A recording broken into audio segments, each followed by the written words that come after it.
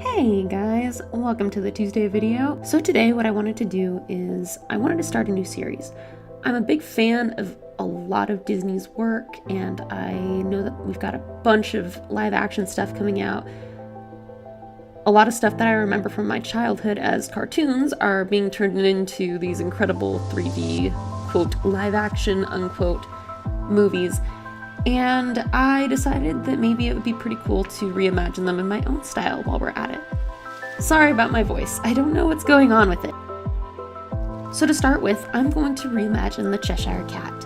I've got a bunch of interesting trivia for you, at least I think it's interesting, and after you listen to this video, you will absolutely have no need to ever research the Cheshire Cat ever again. Because I just know that's how you wanted to spend your Tuesday evening anyway. So my idea here, originally I wanted to have the Cheshire Cat stepping out into, sort of out towards you, but then I was like, what if he's making a deal? What if he's kind of like, take my paw, I'll show you the way. And so I decided to do that instead. I'm drawing on a really old piece of watercolor paper that I found in my archives, which I should probably show you guys someday. You're gonna be appalled at the quantity of art supplies that I have.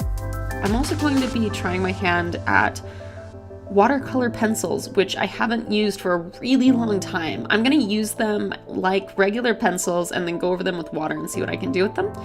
I used to use them quite a bit, but they are really time consuming, and having just gotten back from Thanksgiving, I wasn't completely sure that I was going to have the time for it. But I decided to do it anyway. And now it's time to line. One of my favorite parts. But for anyone who knows me, I have a fairly dark, kind of edgy style.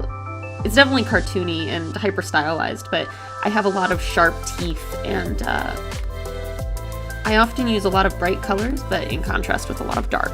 So you'll have to tell me what you think of this reimagining of my Cheshire Cat.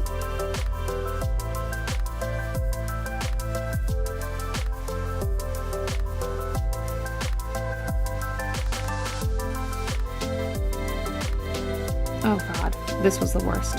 I was erasing and erasing and erasing, and I think there must be something about this paper or something that caused my eraser to do this. It got all caked up and gross.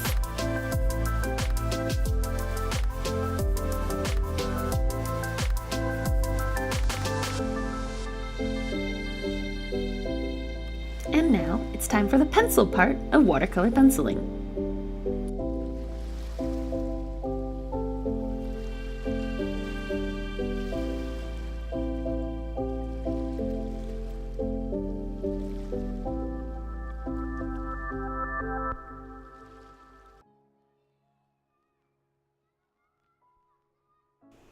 Okay, so at this point, my hand is tired from grinding the pencil into the paper, so I'm gonna just put some water over here and here.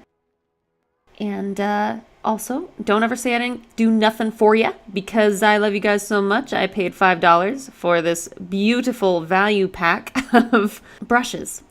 So here we go. So as you probably know, the Cheshire Cat from Alice in Wonderland is a really crazy character, as in he is mad, as they say. He's able to reshape his body, and he calls that forest home, which is kind of what I was going for in this image. I've always really liked the Cheshire Cat because I've always kind of felt that he's the most neutral of early Disney film characters, I think. I think most of the time in the earlier films, Disney kind of wrote these characters as either really good or really bad, and made a very clear distinction between villains and heroes. And I really loved the Cheshire Cat in the first place because he's almost the wild card. Another thing that I wanted to implement in this drawing was his invisibility, shape-shifting ability to transform, and transport himself around.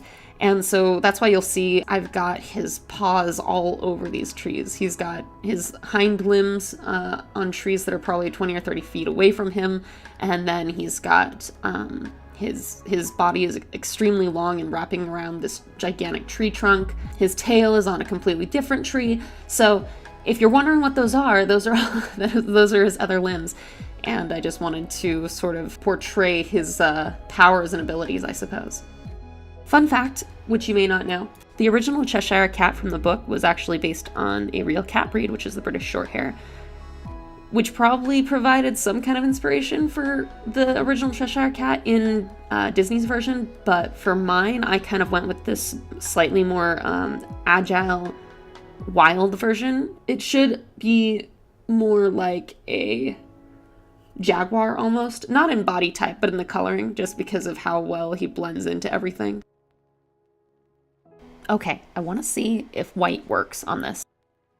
Okay, it's not working. Let me dip in water. Yeah, that's not doing anything.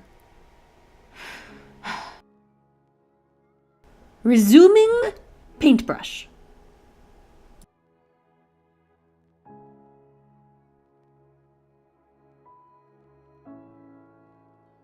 This doesn't directly correlate with the Cheshire Cat, but I really actually like this fact. So the phrase mad as a hatter, which I guess kind of correlates to the Cheshire Cat just because he's friggin' crazy, is not actually an invented term for Alice in Wonderland. It's a saying that described how hat makers often got dementia from the mercury used in curing felt in the early 1800s. But it was actually the author of Alice in Wonderland, Carol, who popularized and licensed it.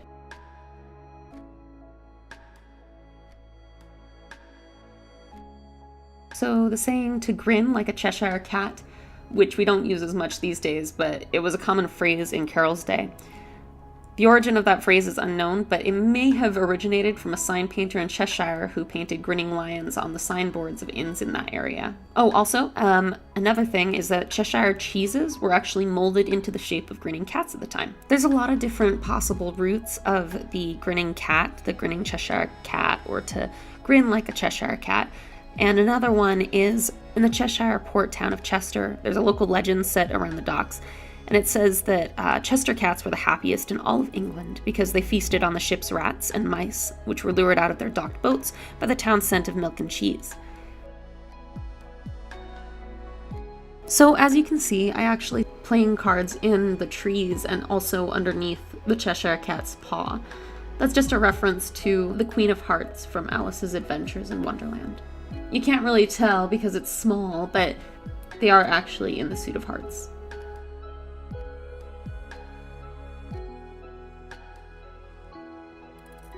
So as you can tell, how I typically draw scenes like this is I come up with an idea in my head and then I start actually fleshing out that idea, and I don't even have to start getting into the background or anything before I start wanting to change how things look. Which is the purpose of thumbnailing, and I do often do thumbnails when I intend to do a background, but with this I actually didn't start off with a background in mind. I thought I was just going to do a character sketch, foreshortening and wonky proportions just to further point out how much of a mystical creature the Cheshire Cat is. But I wound up doing a background, and that's kind of why I decided to erase a lot of it and restart a significant portion of it. I thought of having some other animals in some of these tree trunks, like ravens or mice or something, but honestly, I really just wanted to have the Cheshire Cat be not only the focal point, but sort of this foreboding, almost monstrous creature, I guess. Just something that would have scared away any of the smaller animals in the area. How would you really enjoy spending your life? And so, with that, well, it's so amazing. I'm done. Out of our kind of educational system, crowds of students say, well, we'd like to be painters, we'd like to be poets, we'd like to be writers, but as everybody knows, you can't earn any money that way. Or another person. As always, thank you guys so much for watching, and I hope you enjoyed. Please let me know what you think, and if you have another character that maybe you love from Disney or Nickelodeon or something like that that you would like to see revamped in my style, let me know. I would love to do it. I will say, if you do that, Till next time. and forget the money.